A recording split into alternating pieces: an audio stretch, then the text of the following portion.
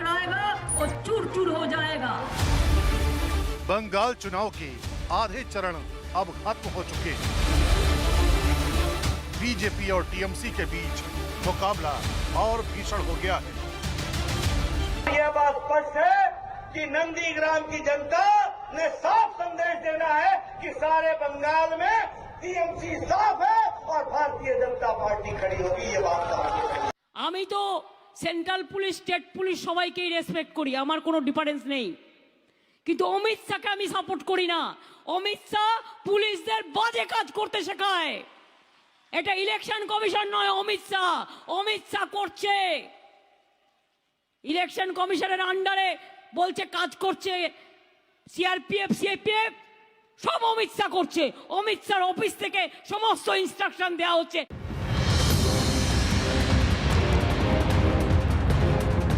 जुबानी तीर इतनी आग बरसा रहे हैं कि चुनाव आयोग को नोटिस पर नोटिस जारी करने पड़ रहे हैं। ताजा अपडेट ये है कि ममता बनर्जी पर चुनाव आयोग ने 24 घंटे का बैन लगा दिया है, तो विरोध में दीदी धरने पर बैठ गई। उधर बीजेपी नेता राहुल सिन्हा पर भी 24 घंटे का बैन लगाया गया है।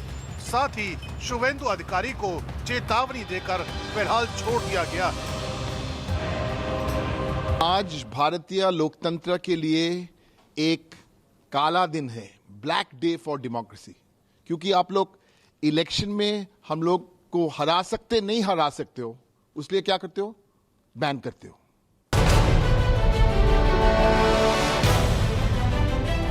इन सब के बीच अपनी कुशल रणनीति से बिहार में बीजेपी को कामयाबी दिलाने वाले जगत प्रकाश नड्डा एक बार फिर बंगाल की जीत में ओंकार भर रहे हैं। न्यूज 18 को दिए 100% चुनावी साक्षात्कार में जेपी नड्डा ने बंगाल जीत का पूरा प्लान बताया। ममता दीदी तो कहती है कि ये भाजपा के लोग आ रहे हैं, ये सेंट्रल फोर्सेस को भेज रहे हैं, यहाँ पर बूथ कैप्चरिंग जैसा माहौल बना है। आप चुनाव जीत लेते हो तो चैंपियन को शहंशाह, आप चुनाव हार जाते हैं तो ईवीएम सीआरपीएफ। तो कहीं मत जाइए, क्योंकि अब शुरू होने जा रहा है बीजेपी के राष्ट्रीय अध्यक्ष जगत प्रकाश नड्डा का सबसे विश्वसनीय इंटरव्यू अमीश देवगन के साथ।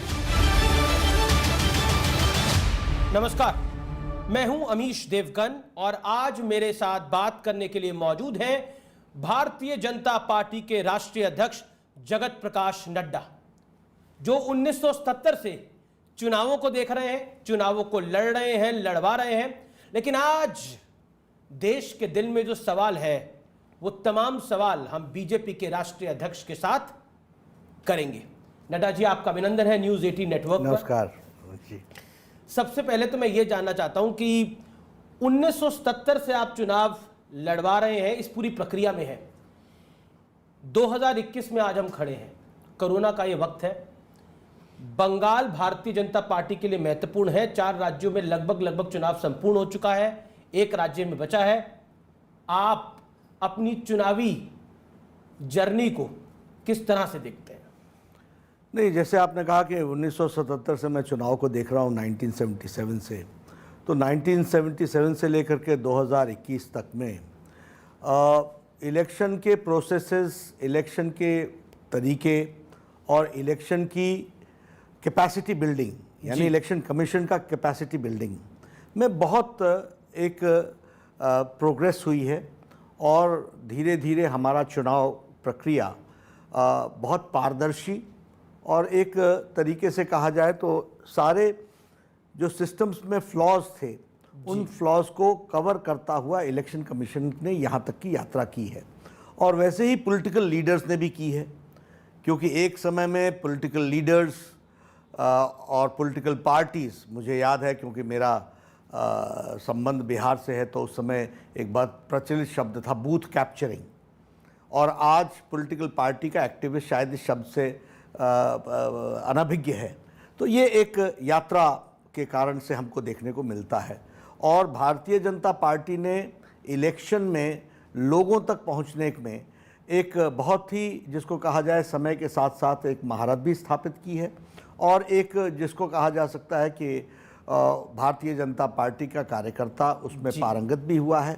और अपनी बात को कम्युनिकेट करने में भी पारंगत हुआ है। देखिए, पूरे 5 राज्यों में चुनाव हो रहे हैं, लेकिन सबसे हाई वोल्टेज इलेक्शन अगर हम कहें तो वो बंगाल में हो रहा है। आपने बूथ कैप्चरिंग शब्द का इस्तेमाल किया। ममता दीदी तो कहती हैं कि ये भाजपा के लोग आ रहे हैं, ये सेंट्रल फोर्सेस को भेज रहे हैं, यहाँ पर बूथ कैप्चरिंग जैसा माहौल बनाया रखा है। ये जो हाई वोल्टेज इलेक्शन है, इसके बारे में आप क्या कहना चाहते हैं? क्योंकि ऐसा लग रहा है कि भारतीय जनता पार्टी के लिए 2019 का चुनाव, लोकसभा चुनाव था, बड़ा महत्वपूर्ण था। उसके बाद कोई चुनाव महत्वपूर्ण है तो वो 2021 का बंगाल चुनाव महत्वपूर्ण है। ऐसा क्यों? देखिए, ये थोड़ी सी गलतफहमी है और मीडिया ने ज़रूर इसको हाइप दी है या इसको एक बहुत महत्वपूर्ण चुनाव की दृष्टि से रखा है। भारतीय जनता पार्टी जी हर चुनाव को उतने ही महत्व से लड़ती है। वह बंगाल का चुनाव हो, वो केरल का चुनाव हो, वो तमिलनाडु का चुनाव हो, वो पुडुचेरी का चुनाव हो, वो असम का चुनाव हो, या फिर वो ग्रेटर हैदराबाद के म्युनिसिपल कॉरपोरेशन का चुनाव हो। Every election we fight with full aggression और एग्रेसिव तरीके से हम चुनाव में अपनी बातों को रखते हैं। इसलिए हमारी तरफ से नहीं है। हाँ, जिस तरीके से बंगाल में चुनाव को ममता जी ने जिस तरीके से उसको हाइप देने की कोशिश की है, इसलिए वो ज़्यादा प्रचार में आ गया, प्रसारित हो गया है और लोगों को लगता था कि बंगाल जैसे टीएमसी का बैस्टियन है, वो आज सबको दिख रहा है कि वहाँ पर भारतीय जनता पार्टी की लहर स्पष्ट रूप में देखने को मिल रही है। जब हम बात करें तो चौथा चरण समाप्त हो चुका है। बंगाल में हिंसा इस चरण में भी हुई है, कूच बिहार में हिंसा हुई है, वहाँ पर सीआरपीएफ के जवानों के हथियारों को छीनने की कोशिश हुई, वहाँ पर गोली भी चली। डेरेक ओब्रायन ने बोला है कि हाथों में खून लग गया है लोगों के, कैसे बच पाएंगे वो? देखिए, सबसे पहली बात तो यह है कि जो कुछ शीतलकुची में हुआ है जी कूच बिहार में, वह बताता है टीएमसी का बौखलाहट। उन्होंने चुनाव को हारना कंसीड कर लिया है, एक्सीड कर लिया है। वो मान चुके हैं कि वो चुनाव उनके हाथ से निकल चुका है। जनता भारतीय जनता पार्टी के पक्ष में वोट देने के लिए आई है। आनंद बर्मन नाम के भारतीय जनता पार्टी के कार्यकर्ता को लाइन में लगे हुए गोली लगी और वो मारा गया। उसके बाद टीएमसी के लोगों ने इकट्ठा होकर के क्विक रिस्पांस टीम के अस्त्र को छीनने का प्रयास हुआ जी। और यह भी हमको ध्यान में रखना चाहिए कि शीतलकुची में ही ममता जी का वक्तव्य है कि सीआरपीएफ को घेरो, सेंट्रल पैरामिलिट्री फोर्सेस को घेरो। वो कहे, उनका आरोप है कि सीआरपीएफ ज्यादती कर रही है, उनके वोटरों को रोक रही है, जो उनका वर्जन है ममता बनर्जी। देखिए, इलेक्शन कमीशन में presiding officer, observer, election observer, ये सब लोग होते हैं और ये उनका तो आरोप है कि ये सब लोग केंद्र सरकार के इशारे पे कर रहे हैं। गृह मंत्री खुद वहां देखिए, मौजूद हैं। तो ममता जी सच्चाई को बीजेपी के नेता की तरह काम कर रहे हैं। अभी जी, ममता जी सच्चाई को कबूल करने में वो नहीं कर रही हैं कबूल जी। सच्चाई ये है कि बंगाल की जनता ने उनको इस बार घर बैठाने का और उनको चुनाव में परास्त करने का मन बना लिया है और इसलिए उनको सब कुछ ही डार्क दिख रहा है, सब कुछ ही उनको अपने विरोध में दिख रहा है। आखिर डेमोक्रेसी, आखिर प्रजातंत्र, ये इतना भारत का जो माना गया प्रजातंत्र है और जो सिस्टम है, आप चुनाव जीत लेते हो तो चैंपियन, तो शहंशाह, आप चुनाव हार जाते हैं तो ईवीएम, सीआरपीएफ। अब मैं चर्चा नहीं करना चाहता आज के दिन में, यही वेस्ट बंगाल था ना जहां अपने हजारों लोगों को पंचायत का चुनाव का नॉमिनेशन पेपर फाइल नहीं करने दिया है। कोर्ट से परमिशन लेनी पड़ी, कोर्ट से परमिशन लेनी पड़ी और बहुत लोग उसके बावजूद भी नहीं भर पाए। वन साइडेड इलेक्शन हो गया। तो was do you want that Bengal? That is your Bengal, that is Mamata's Bengal. ये ममता चाहती हैं, इसको वो प्रजातंत्र कहती हैं। प्रजातंत्र तो इलेक्शन कमीशन जिस तरीके से चुनाव को कराएगा और करा रहा है वो एक, और आपके पास ऑब्जर्वर्स हैं, सब कुछ है, आप हर एक बात को कह सकते हैं, लेकिन अस्त्र को छीना, और ये तो रिपोर्ट आ रही है ना ऑब्जर्वर्स की, ये हमारी रिपोर्ट नहीं है, पढ़ी मैंने उस ये हमारी रिपोर्ट नहीं जो है, मेरे पास जानकारी है। यह स्पष्ट बताता है। और देखिए, जो डायरेक्ट ने कहा, मैंने डायरेक्ट का स्टेटमेंट पूरा नहीं पढ़ा है, लेकिन खून लग गया है, ये आप ही ने लगाया है, आप ही के कार्यकर्ता अब आप इस तरीके से एक्टिविटी कर रहे हैं, आप ही उनको उकसा रहे हैं। पर ममता बनर्जी ने एक चुनावी रैली में भी कहा, उन्होंने बोला कि ये मैं सीआरपीएफ का सम्मान करती हूं, लेकिन ये बीजेपी वाली सीआरपीएफ बन गई है। क्या आपको लगता है फोर्सेस के लिए जो बात कही गई, बंगाल के नेताओं ने बंगाल को लंबे समय तक भरगला करके रखा, उसका यह नतीजा है। और ममता जी अभी भी पीछे नहीं हट रही हैं।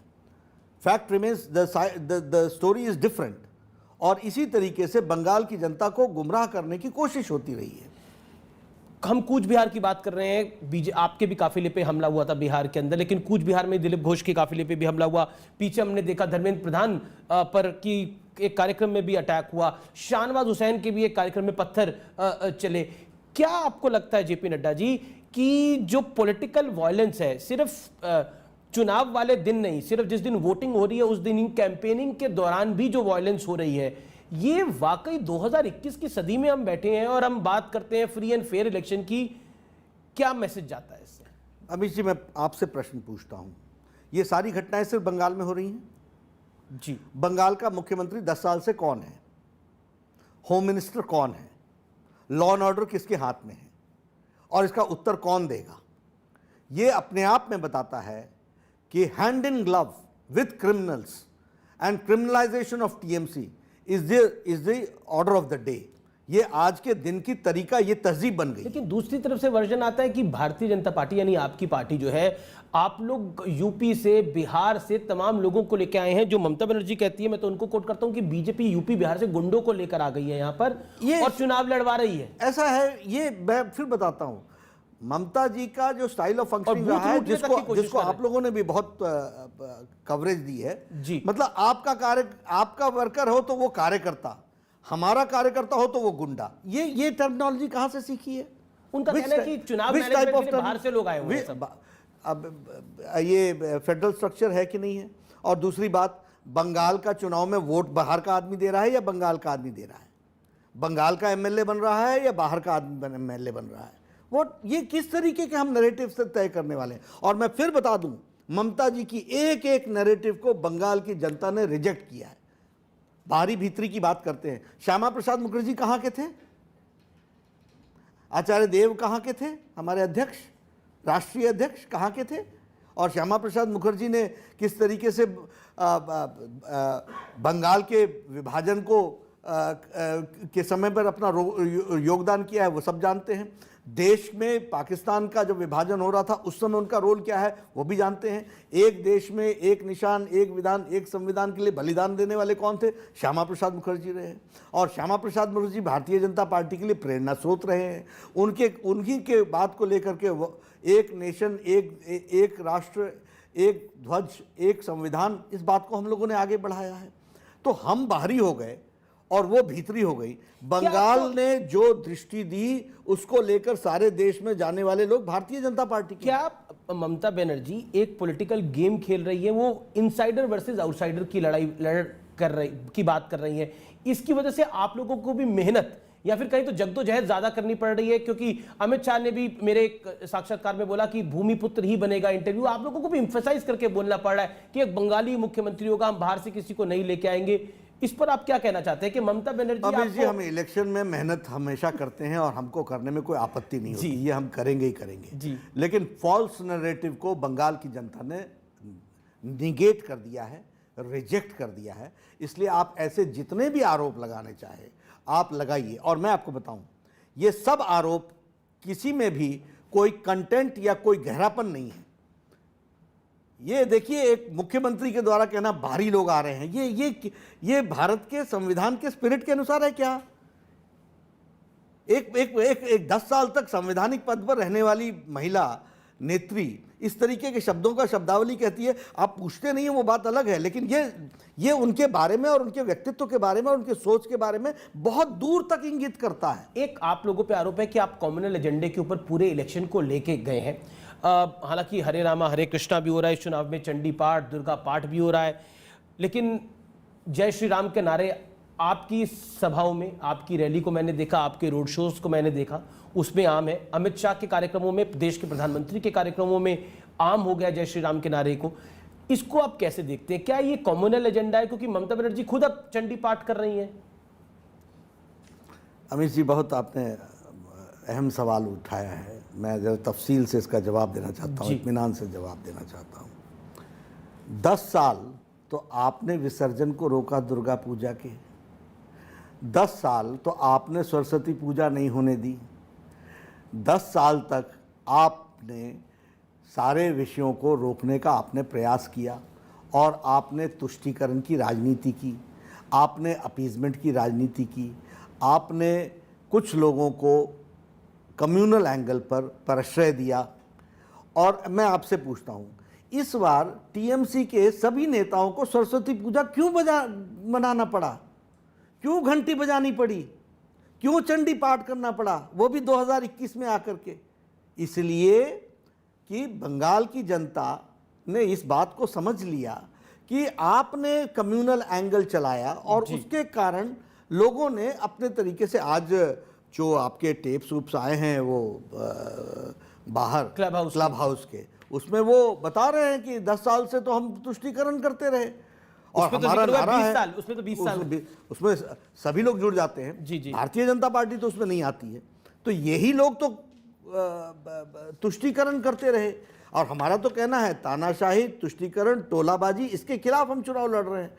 अब जो बात आपने जय श्री राम की कही, देखिए Jai Shri Ram has become a slogan of असोल परिवर्तन।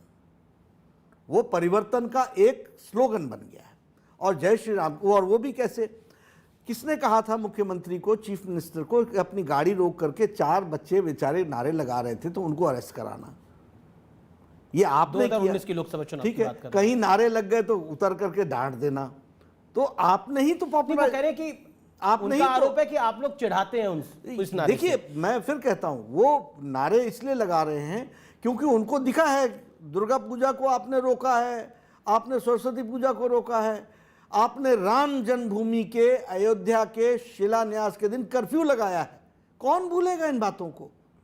और इसके लिए क्या हमको कोई पाठ पढ़ाना पड़ता है क्या सीख देनी पड़ती है? हाल ही में प्रधानमंत्री, बंगाल की जनता, बंगाल का कल्चर आप जानते हैं, बंगाल के लोगों का आप स्पिरिट जानते हैं। वो टीएमसी का तो आरोप रहता है, ये तो लेफ्ट का भी आरोप है कि बंगाल का कल्चर कम्युनल एजेंडे के साथ नहीं है, ये रविंद्रनाथ टैगोर की धरती है, ये विवेकानंद जी की धरती है। ये तो हम बोलते हैं, उन्होंने तो 2021 में बोलना शुरू किया है, और वो इसलिए बोलना शुरू किया है क्योंकि चुनाव में शेष हो गए थे।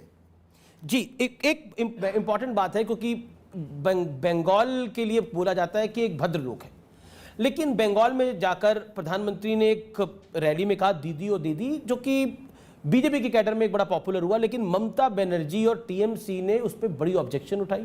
क्या कहना चाहते हैं? देखिए, ममता जी ने प्रधानमंत्री जी के लिए क्या शब्दावली प्रयोग की है, ये हम आपको ऑन एयर नहीं सुना सकते। नहीं, मैंने उसको सुना है। ममता जी ने जो शब्दावली अमित शाह जी के लिए कही है, वो शब्दावली हम रिपीट नहीं कर सकते हैं। और मुझे तो अलंकारों से भर दिया है जी, जब आप पे हमला हुआ था तब और उसके बाद भी हमारे नाम के साथ कितने अलंकार लगे। ये हमको संस्कृति समझा रही हैं, इनसे हमने संस्कृति समझनी है। प्रधानमंत्री जी इतने अच्छे शब्दों में दीदी ओ दीदी, ये उनको निवेदन कर रहे हैं। पर वो कह रही है कि ये चिढ़ाने के लिए सब कुछ चीजें। भाई आप हर एक तरीके के अपशब्द बोले, वो आपको वो मंजूर, और हम आपको आदर सूचक तरीके से बोलें तो भी आपको नामंजूर। यही मैं कह रहा हूं कि नेतृत्व का असल परीक्षा तो अब आई है, और यहां पर मुझे दिख रहा है कि ममता जी की बौखलाहट, अ लीडर इन क्राइसिस, इस पता चलता है कि वो लीडर है कि नहीं है, और ये सारी चीजें सामने आप कह रहे ममता बनर्जी क्राइसिस में है? हाँ बिल्कुल है।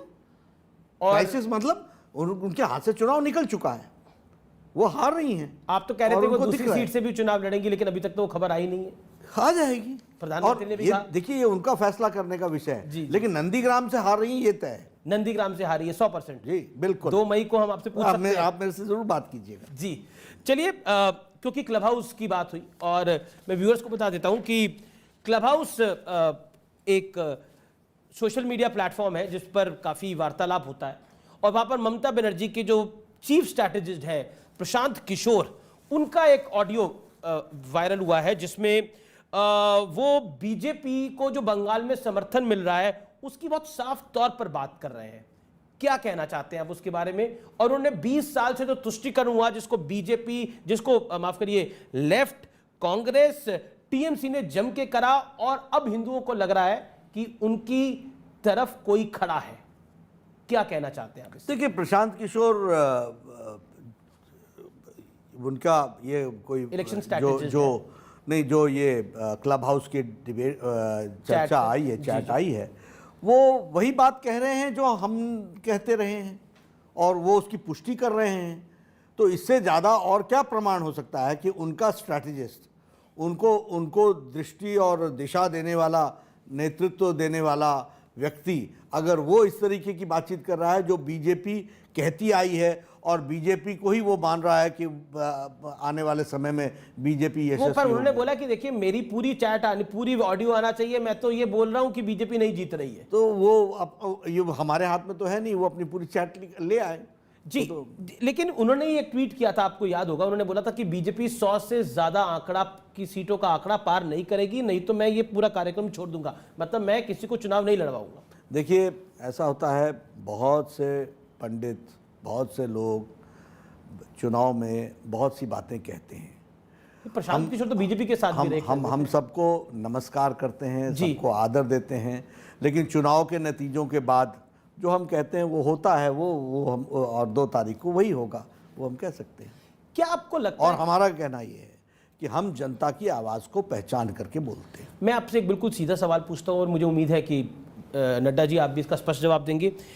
इन ऑडियो टेप में पोलराइजेशन की बात है, हालांकि उसमें बहुत क्लैरिटी के साथ जिक्र नहीं है, लेकिन मैं आपको क्लैरिटी के साथ एक सवाल पूछता हूं, क्या बंगाल में बीजेपी हिंदू पोलराइजेशन कराने में कामयाब रही है? देखिए, हमारा मत बड़ा स्पष्ट है और मैं कोई अस्पष्ट शब्दों में नहीं कह रहा हूँ। जी। सबका साथ, सबका विकास, सबका विश्वास, सबको साथ लेकर के चलना, ये भारतीय जनता पार्टी का लक्ष्य है, तमन्ना है, इच्छा है, और हम उसको लेटर और स्पिरिट में इम्प्लीमेंट करते हैं।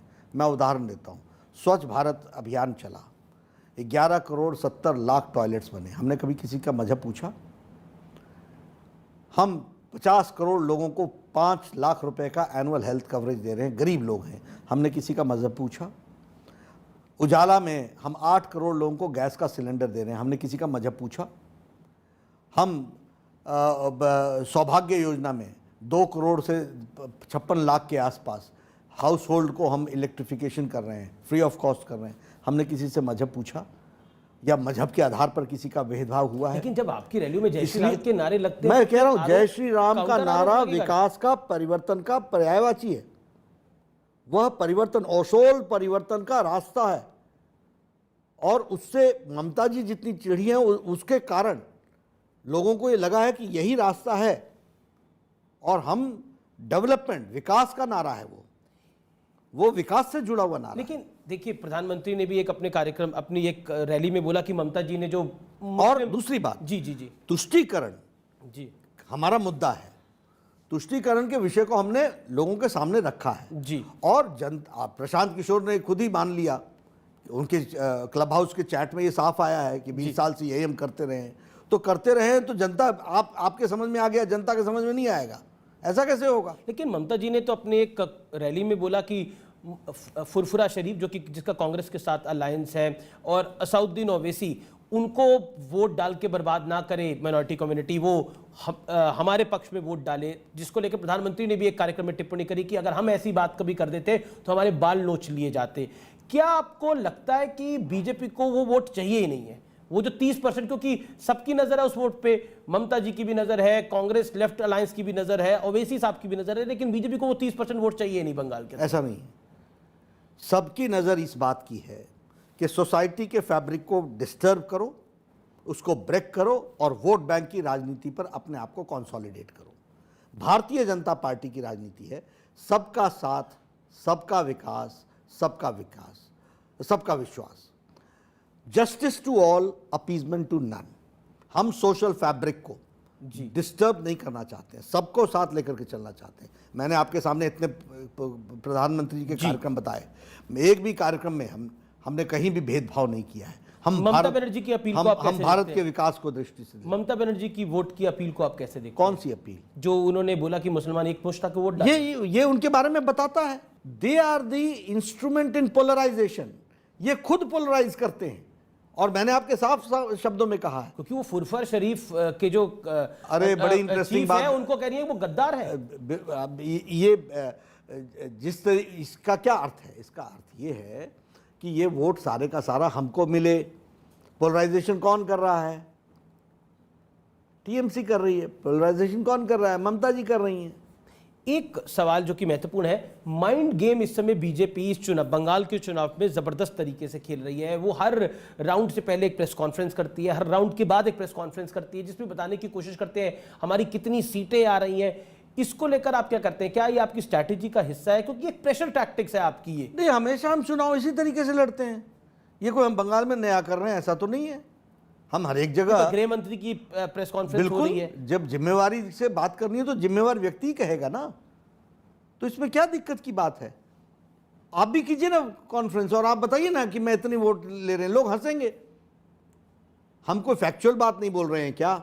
और अगर ये अब ये चौथा चरण हो गया, कल हम असेसमेंट करेंगे एक असेसमेंट और सीधे हम आगे बढ़ेंगे। आप ममता बनर्जी पे हर तरीके से प्रेशर बनाने की कोशिश कर रहे हैं। देखिए, और इसीलिए उन्होंने एक चिट्ठी भी लिखी कि देखिए सब सारे पूरे विपक्ष को कि सबको एक साथ आ जाना चाहिए। देखिए, प्रेशर टैक्टिक्स है, माइंड गेम है एक तरह से। देखिए, ये ममता जी के खिलाफ नहीं है। ये जो उन्होंने बंगाल को बनाया है तस्वीर जी, उसके खिलाफ है। और उसके नेतृत्व ममता जी कर रही हैं, इसलिए ममता जी का नाम आता है। क्या आप बताइए, सबसे ज़्यादा एसिड अटैक बंगाल में है, सबसे ज़्यादा ह्यूमन ट्रैफिकिंग बंगाल में है, सबसे ज़्यादा रेप केसेस बंगाल में हैं, सबसे ज़्यादा एट्रॉसिटी ऑन विमेन बंगाल में है। ये बंगाल की बेटी, ये बंगाल की दीदी के मुख्य एग्जीक्यूटिव इंचार्ज होने के बाद, एग्जीक्यूटिव हेड होने के बाद अगर ये सब कुछ हो रहा है तो बंगाल में सुधार की ज़रूरत है कि नहीं है? Bharatiya Janata party law and order की सिचुएशन के विषय पर बात करेगी कि नहीं करेगी? सारी इंडस्ट्री वहाँ से छोड़कर चली आई, इस विषय को हम कहेंगे कि नहीं कहेंगे? भारत का ये प्रधानमंत्री किसान सम्मान निधि 76 लाख किसानों से वंचित हैं, ये विषय हम कैसे छोड़ देंगे? लगभग 4 करोड़ 35 लाख लोग आयुष्मान भारत से वंचित हैं। 5 लाख रुपए का हेल्थ कवरेज मिलना है। क्या गलती की है बंगाल की जनता ने? उनको ये हक मिलना चाहिए था कि नहीं मिलना चाहिए था? मैं बाकायदा स्वास्थ्य मंत्री होते हुए वहाँ मैंने सारे पैम्फलेट, सारे सबके कार्ड, सब कुछ पहुँचाए। सारे कार्ड्स को फाड़ करके नालियों में डाला गया। ये तस्वीर बंगाल ने देखी। किसका अधिकार तुमने छीना? हाल ही में प्रधानमंत्री की एक तस्वीर आई एक मुस्लिम के साथ, वो उनसे कुछ कान में बात कर रहा है, जिसको लेकर ओवैसी ने भी तंज किया। उन्होंने बोला कि वो प्रधानमंत्री को कान में कह रहे थे कि हम कागज़ नहीं दिखाएंगे। लेकिन क्या आपको लगता है जो पॉलिटिक्स ऑफ अपीजमेंट है उसको लेकर एक कंपटीशन है बंगाल के अंदर? प्रधानमंत्री की तस्वीर आई अगर एक मुस्लिम के साथ, उस पर टिप्पणी करी जा रही है। देखिए, प्रधानमंत्री जी जब उसको सुन रहे हैं तो उनके दिमाग में सबका साथ, सबका विकास, सबका विश्वास, ये स्पष्ट है। ओवैसी की बात पर आप क्या कहते हैं? ओवैसी जैसी सोच वैसे विचार। अमित शाह ने बोला कि ओवैसी किसी हिंदू के साथ फोटो खिंचवा लें। वो ठीक है, लेकिन वो उनके ऊपर डिपेंड करता है ना जी, वो करेंगे कि नहीं करेंगे। बिल्कुल ठीक कहा अमित शाह जी ने कि वो खिंचवा लें, लेकिन मुझे तो इस पर मुझे ये करेंगे कि नहीं करेंगे ये एक प्रश्न है जी। लेकिन मेरा ये कहना, जिसकी जैसी सोच। जी, मैं असम पर आता हूँ। असम में भारतीय जनता पार्टी इस बार ये अपनी सरकार को बचाने की लड़ाई लड़ रही है, आप डिफेंडर्स हैं। दूसरी तरफ बंगाल में आप अपनी सरकार बनाने की लड़ाई लड़ रहे हैं, यहाँ पर आपकी सरकार दोबारा एक बार वापस आ जाए उसकी लड़ाई लड़ रहे हैं। क्या इस बार ये जंग मुश्किल थी? पॉलिटिकल जंग की मैं बात कर रहा हूँ, क्योंकि कांग्रेस और AIUDF यानी बदरुद्दीन अजमल की पार्टी साथ थी। मुश्किल है ये इस बारी थोड़ा? देखिए, मुझे लगता है कि आपका आकलन गलत है। हम डिफेंडर नहीं हैं जी। हम सेकंड स्टेज पे मोमेंटम के साथ असम को आगे ले जाना चाहते हैं जी। और असम को आगे ले जाने के लिए आप अगर हमारा मैनिफेस्टो देखेंगे तो आप देखेंगे it is a manifesto in continuity. चाय के बागान के लिए हमने जो दिया उसको हम आगे बढ़ाएंगे। नाम घर में हमने जो काम किया उसको हम आगे बढ़ाएंगे। क्षत्राज का हमने काम किया उसको हम आगे बढ़ाएंगे। युवाओं को रोजगार दिया उसको हम आगे क्योंकि मैंने आप लोगों की चुनावी रैलियां भी देखी, उसमें हिंदुत्व की बात हुई, मुगल के शासन की बात हुई। कहीं ना कहीं वहां पर भी एजेंडा ये था कि नहीं, एजेंडा नहीं था, वोट पोलराइज हो। नहीं, एजेंडा नहीं था। कांग्रेस का डुअल चेहरा हम दिखा रहे हैं लोगों को। देखिए, बड़ी इंटरेस्टिंग बात है। केरल में मुस्लिम लीग के साथ, अब मुस्लिम लीग ही कम्युनल है कि नहीं है, यस या नो, इट्स यस, ठीक है। यहाँ वो फुरफुरा शरीफ फरफरा नहीं, अब्बास के साथ, सदीकी अब्बास के साथ बंगाल में, और यहाँ बदरुद्दीन के साथ। बदरुद्दीन कौन है? जिसको तरुण गोगोई जी ने 2006 में कहा था हु इज बदरुद्दीन, उसको उनका बेटा गले मिल करके चुनाव लड़ रहा है। तो ये बात हमने एक्सपोज करनी है कि नहीं करनी है, कि पिता बोलता था हु इज बदरुद्दीन, बेटा समझौता कर रहा है। और सबसे इंटरेस्टिंग बात देखिए, कांग्रेस के मानसिक दिवालियेपन की कहानी जी, मेंटल बैंक करप्सी। राहुल गांधी कहते हैं बदरुद्दीन असम की पहचान है। असम की पहचान गोपीनाथ बोरदोलोई होंगे, असम की पहचान भूपेन हजारिका होंगे, असम की पहचान महापुरुष श्रीमंत शंकर देव होंगे, या बदरुद्दीन होगा।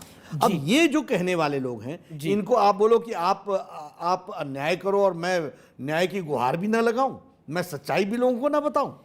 कहते हैं कि दूध का जला जो है वो छाछ भी फूक फूक कर पीता है। कांग्रेस पार्टी अपने कई जो विधायक के प्रत्याशी हैं उनको लेकर जयपुर पहुंच गई है, बाड़ाबंदी उधर कर दी है। क्या कहना चाहते हैं? उनको लगता है कि फिर आपने गेम ना कर दे उनकी। देखिए, बड़ी स्पष्ट सी बात है, कांग्रेस पार्टी में कार्यकर्ता को नेता पर भरोसा नहीं है और नेता को अपने कार्यकर्ता और नेताओं पर भरोसा नहीं, ये उनकी स्थिति हो गई है।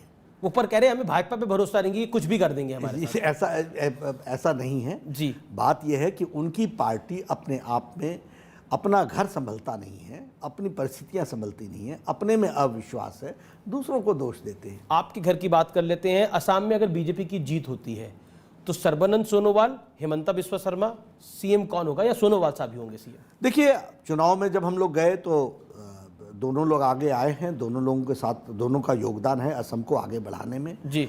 और इस विषय पर भारतीय जनता पार्टी का हमारे यहाँ हमेशा तरीका ये होता है कि हम पार्लियामेंट्री बोर्ड में इसको चर्चा करके निर्णय लेते हैं। तो वो एक प्रोसेस होगा, वो हम करेंगे।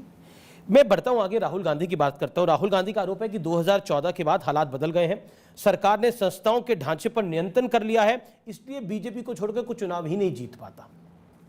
देखिए, मैंने कई बार कहा कि राहुल जी और कांग्रेस पार्टी अगर आत्मचिंतन करते ना और वह यथार्थ के साथ जानकारियां हासिल करते तो उनका बहुत भला होता, पर वो करेंगे नहीं। 2014 से बहुत बदलाव आया है, उन्होंने कहा, ऐसा ही कहा ना, बहुत बदलाव आया है। 2014 के बाद कोई घोटाला नहीं हुआ। 2014 के बाद प्रधानमंत्री जी को देश के सर्वोच्च सम्मानों से नवाजा गया है, एक नहीं 10-15 देशों के द्वारा। यूनाइटेड नेशंस ने प्रधानमंत्री जी को एनवायरनमेंट का सबसे बड़ा पुरस्कार चैंपियंस ऑफ द अर्थ का खिताब दिया है।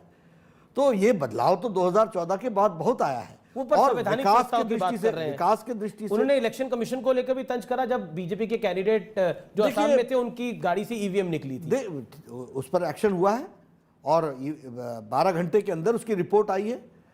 लेकिन आप बड़े इंटरेस्टिंग पार्ट इसको देखिए कि जब आप चुनाव जीत जाते हैं तो आप शहंशाह होते हैं और जब आप चुनाव हार जाते हैं तो ईवीएम दोषी होता है। ये कैसा खिलाड़ी है और ये कैसे खेल खेलने वाली टीम है?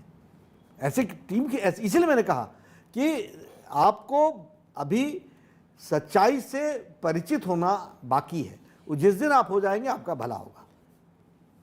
जेपी नड्डा जी, आप भारतीय जनता पार्टी के अध्यक्ष होने से पहले केंद्र सरकार में पूर्व हेल्थ मिनिस्टर भी थे। मैं आपसे एक सवाल पूछना चाहता हूं, वैक्सीन को लेकर जो पॉलिटिक्स हो रही है उस पर आप क्या कहना चाहते हैं? मैं दिल से आपसे ये सवाल पूछना चाहता हूं क्योंकि लगातार आरोप लग रहे हैं कि वैक्सीन की कमी है। राहुल गांधी ने तो बोला कि हम अपने लोगों को वैक्सीन नहीं दे रहे, विदेशों में वैक्सीन भेज रहे हैं। What you have to say as a former health minister? First of all, Congress has the role of Congress in whole pandemic has been an irresponsible opposition. किस लिए ऐसा? मैं इसलिए कह रहा हूं, जब लॉकडाउन लगा तो क्या तमाशा है, क्या जरूरत थी लॉकडाउन की? फिर कहा कि लॉकडाउन हटता क्यों नहीं है? जब पार्शियल हटाया तो पार्शियल क्यों हटाया? जब लॉकडाउन पूरा हटा दिया तो पूरा क्यों हटाया? ये कांग्रेस ऑन रिकॉर्ड है। इस देश ने कभी भी, मैं बड़े जिम्मेवारी के साथ ये बात कह रहा हूँ, जी कभी नहीं सोचा था। हम हमेशा मांगने वालों में से होते थे। इस देश में प्रधानमंत्री मोदी जी ने यहाँ के हुनर को, यहाँ के साइंटिस्ट को, सबको प्रोत्साहित करके एक नहीं दो वैक्सीन लेकर के आए। वैक्सीन पर टीका टिप्पणी किसने की? इसकी एफिकेसी पर प्रश्न किसने खड़े किए? कितने ट्रायल हुए हैं, कितना ट्रायल हुआ कि नहीं, टाइम दिया कि नहीं, ड्यूरेशन पूरा हुआ कि नहीं, ये किन लोगों ने कहा? कांग्रेस के नेताओं ने कहा। और इन सब के कहने के बावजूद वैक्सीनेशन लोगों ने माना, लगाया, लग रहा है, अच्छे तरीके से लग रहा है। हेल्थ मिनिस्टर, पूर्व हेल्थ मंत्री के नाते मैं इस बात कहना चाहता हूं कि this is absolutely according to the health protocols. इसमें हम वो ऊपर नीचे नहीं कर सकते। वो हेल्थ प्रोटोकॉल्स के तहत जो डिज़ाइन बनाया गया है उसके तहत दिया जा रहा है। सोसाइटी में प्रायोरिटीज होती हैं, उन प्रायोरिटीज को ध्यान में रख करके ये दिया जा रहा है। महाराष्ट्र सरकार आरोप लगा रही है कि जितनी वैक्सीन उनको चाहिए उतनी नहीं दे रही केंद्र की सरकार। जो उनको दिए यूज कर लिए क्या? पर वहां पर हेल्पलाइन वर्कर्स की कितने % वैक्सीनेशन हुआ है? Second dose I think around 45%। No, I am talking about the first dose. Health के कितने % वर्कर्स को हेल्थ डोज लग चुकी है? उनको लगने में किसने रोका है? किसने रुकावट पैदा की है? इनएफिशिएंसी दाय नेम। अब वो कहते हैं वैक्सीन ये वापस नहीं है। अब उनका शिकायत ये है कि वैक्सीन सारी नहीं है, सब कुछ है, भेदभाव भाई, सब कोई भेदभाव नहीं। यही मैं कहता हूं जी, रॉन्ग नैरेटिव्स। ये मैं फिर कहता हूं, कांग्रेस पार्टी जिस दिन, पर महाराष्ट्र वाली सरकार तो आपकी पुरानी साथी है, शिवसेना है, सब बराबर हो गए ना जी। जब आप कांग्रेस के साथ मिल जाते हैं तो आप सब लोगों का जो जिसको कहते हैं कि वो सारी जो संस्कार हैं वो सब उसी तरीके के हो जाते हैं जी। और वो आपको देखने को भी मिला होगा आजकल कई वहाँ के नई वसूली कांड भी सामने आया, नई चीज़ें सामने आ रही हैं जी। तो ये सब कुछ वहाँ हो रहा है। लेकिन कांग्रेस या वहाँ की सरकार पॉलिटिसाइजेशन कर रही है एक बहुत बड़े हेल्थ प्रोग्राम का। और मैं फिर कहूँगा, बहुत गैर जिम्मेदाराना रोल इन सब का रहा है देश और प्रदेश के विकास को रोकने में। राहुल गांधी, अशोक गहलोत और कई और पॉलिटिकल पार्टी, इसमें महाराष्ट्र की सरकार भी शामिल है, वो कह रही है वैक्सीनेशन फॉर ऑल हो जाना चाहिए, इसमें उम्र का बैरियर नहीं होना चाहिए। इस पर आप क्या कहना चाहते हैं एज अ बीजेपी प्रेसिडेंट? देखिए, ये हेल्थ के प्रोटोकॉल्स को हमारे experts, there is a team of experts which decides about it, we follow it accordingly, we will do it accordingly. लेकिन ये जो नेता हैं, इनका मैंने कहा नहीं कि अगर आप हंस रहे हो हंस क्यों रहे हो, अगर आप सीरियस हो सीरियस क्यों हो, लॉकडाउन क्यों लगाया, लॉकडाउन क्यों उठाया। ऐसे इररिस्पॉन्सिबल लोगों का मैं कब तक जवाब दूंगा? और जवाब इनको हर चुनाव में मिल रहा है, इस चुनाव में भी जवाब मिलेगा। कोरोना की जो सेकंड वेव है उसको आप किस तरह से देखते हैं? क्योंकि काफ़ी स्थिति काफ़ी खराब हो गई है, काफ़ी ज़्यादा केसेस बढ़ गए हैं, लगातार केसेस बढ़ते जा रहे हैं। What you have to say about it? See, all said and done with all vaccination and other programmes, we will have to follow the strict protocols as far as to contain the infection is concerned. कहीं ना कहीं complacency आ गई और वो society में general I है। Society को उसको वापस उसको स्थापित करना पड़ेगा, इसलिए हेल्थ प्रोटोकॉल्स को ज़्यादा से ज़्यादा लागू हो, इसकी हमको चिंता करनी पड़ेगी। चुनाव आयोग ने एक आप लोगों को चिट्ठी लिखी है, तमाम सियासी दलों को, अगर कोरोना को लेकर जारी किए गए केंद्र सरकार के जो सेंट्रल गवर्नमेंट के नियम है उनका पालन नहीं होगा तो वो विचार करेगा। क्या कहना चाहते हैं आप? नहीं, ठीक है, बीजेपी प्रेसिडेंट पालन होना चाहिए, आप देश की सबसे बड़ी पालन होना चाहिए और हमको उसको ध्यान में रख करके करना चाहिए। मैं खुद जब जाता हूं प्रचार में तो मैं अपना एंटीजन टेस्ट भी कराता हूं और दूसरा टेस्ट भी कराता हूं। रैली में जो भीड़ आती है वहां पर आप देखते हैं ठीक उसमें, लेकिन जितना बचाव हो सके, प्रोटोकॉल हो सके, कोई नज़दीक आता है मैं कहता हूँ मास्क पहनो, हाथ नहीं मिलाता हूँ। ये सब चीज़ें हम लोग को करनी पड़ती हैं, कर रहे हैं। लेकिन इलेक्शन लड़ना भी है, लोगों को कम्युनिकेट भी करना है। अब इलेक्शन की आपने सूची निकाल दी, डेट निकाल दिया, तो हम हाथ पे धरे के धरे तो नहीं रहेंगे। हम we have to enlighten the people, we have to go for canvassing, we have to do it, we will do it with all health protocols which we can follow. Maharashtra की आपने बात करी, आपने बोला कई सारी चीज़ें उजागर हो रही हैं, तो 100 करोड़ की जो वसूली का मामला है वो सामने आया है। अनिल देशमुख को सुप्रीम कोर्ट से इस पर झटका भी लगा है, हाई कोर्ट ने सीबीआई को पूरी जांच दे दी है। पहले तो आरोप लगाया जा रहा था ये सब कुछ बीजेपी करा रही है, लेकिन अब तो चिट्ठियां इधर उधर से सब जगह से सामने आ रही हैं। क्या कहना चाहते हैं इस पूरे कांड पर? देखिए, मैं आज नहीं, जिस दिन ये सरकार बनी थी मैंने उसी दिन कहा था, unholy alliances leads to unholy deeds. अनैतिक समझौते अनैतिक कार्यों को जन्म देते हैं, ये मैंने उसी दिन कहा था। ये आजाद भारत के इतिहास में ऐसा पहला वाक्य है इसीलिए मेरा आउटगोइंग पुलिस कमिश्नर इसीलिए मेरा होम मिनिस्टर पे आरोप इसीलिए मेरा कहना। और दूसरा, ये तो सिर्फ टिप ऑफ द आइसबर्ग है, ये तो सिर्फ जो सब निकल गया। जिस तरीके से वो टारगेट्स दे रहे हैं, तो क्या ये सिर्फ गृह मंत्री कर रहा था, बाकी लोग नहीं कर रहे होंगे? सभी कर रहे होंगे। जब घर का मालिक ही ऐसा हो जाए तो नीचे क्या बचा होगा? और पुलिस वाले क्या कर रहे होंगे, बाकी लोग? महाराष्ट्र पुलिस को कितना इस घटना में और इन पिछले 1-1.5 साल में कितने प्रश्न खड़े हो गए? महाराष्ट्र के प्रशासन के बारे में कितने प्रश्न खड़े हो गए? अब मुख्यमंत्री उद्धव ठाकरे को क्या कहना चाहते हैं? निश्चित रूप से जिस तरीके से वो सरकार चला रहे हैं, वो जनता के लिए जनता को सही दृष्टि से राहत मिलने वाली नहीं है। और जिस तरीके से भ्रष्टाचार वहां चल रहा है, ये सब उनके देखरेख में हो रहा है। 2 मई के बाद क्या महाराष्ट्र में कुछ हो सकता है? देखिए जेपी नड्डा जी, देखिए, हम लोग कुछ देखने को मिल सकती है। देखिए, हम लोग तो स्पष्ट रूप में डेमोक्रेसी में विश्वास करते हैं, प्रजातंत्र में विश्वास करते हैं, प्रजातांत्रिक मूल्यों को ध्यान में रख करके काम करते हैं, और इसलिए उनकी सरकार है, वो चलाएं। क्योंकि हम ऑपोजिशन में हैं। क्योंकि शरद राव पवार जो कि एनसीपी के टॉलेस्ट लीडर हैं, उन्होंने एक बात को बोला जब पूरी वैक्सीन को लेकर विवाद हो रहा था। उन्होंने बोला कि केंद्र का और राज्य सरकार का कॉपरेशन अच्छा है, इसीलिए मैं ये सवाल पूछ रहा हूँ। उससे पहले भी वो केंद्र सरकार की कई मंचों पे तारीफ कर चुके हैं। बीच में खबर आई कि वो गृह मंत्री अमित शाह से भी अहमदाबाद में मिले। इसके बारे में हमें पूर्ण जानकारी नहीं है, लेकिन फिर भी क्या कुछ 2 मई के बाद? ऐसा कुछ नहीं है। हम ऑपोजिशन में खड़े हैं और हम ऑपोजिशन का काम कर रहे हैं। जी, मैं बढ़ता हूं आगे। एक बड़ा फैसला आया, हालांकि फास्ट ट्रैक कोर्ट का ये है, ज्ञानवापी मस्जिद के बारे में जो कि वाराणसी में है, एएसआई का सर्वे कराने को लेकर। उसको लेकर बहुत सारे पॉलिटिकल बयान आए कि इसके पीछे बीजेपी है, एएसआई का सर्वे होगा, फिर ये मुद्दा खड़ा हो जाएगा। व्हाट यू हैव टू से ऑन दिस? देखिए, हमारा कोई मुद्दा नहीं है। न्यायालयों की हम हमेशा रिस्पेक्ट करते रहे हैं, लेकिन हमारा कोई मुद्दा नहीं है। जी, महत्वपूर्ण सवाल है। कर्नाटक में येदियुरप्पा सरकार पर हम संकट कह सकते हैं, क्योंकि उन्हीं की सरकार के मंत्री के.एस. ईश्वरप्पा ने शिकायत करी है राज्यपाल को। और आप बीजेपी के राष्ट्रीय अध्यक्ष, बीजेपी में अमूमन ये देखने को ऐसी परिस्थितियां नहीं देखने को मिलती क्योंकि मुख्यमंत्री की शिकायत कोई मंत्री करे। कैसे आप इसको देखते हैं? नहीं, देखिए, ये हमारा आंतरिक मामला है, हम मीडिया में इस पर चर्चा नहीं करेंगे, लेकिन ठीक है, we have taken note of it, और हम उसका जो भी निवारण करना है करेंगे। और हमारी सरकार को कोई संकट नहीं, कोई संकट नहीं है। अब मैं आपसे साउथ इंडिया के बारे में पूछना चाहता हूं। साउथ इंडिया को लेकर भारतीय जनता पार्टी की स्ट्रैटेजी क्या है? क्योंकि कर्नाटक में आपकी सरकार है, लेकिन केरल और तमिलनाडु में आप कैसे देखते हैं?